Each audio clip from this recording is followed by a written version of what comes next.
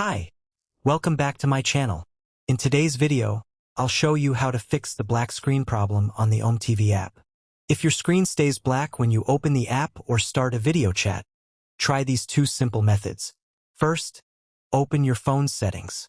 Use the search bar and type apps, then open the app settings. Now search for OmeTV and tap on it. Next, go to storage or storage and cache, depending on your Android phone. Here, tap on Clear Cache.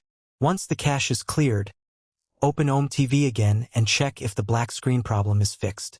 Clearing an app's cache is a standard Android troubleshooting step for apps that aren't working properly. If you're still seeing a black screen, the next thing to try is updating the OmeTV app. Open the Google Play Store, search for OmeTV, and check if an update is available. If you see an update button, tap on it and wait for the update to finish.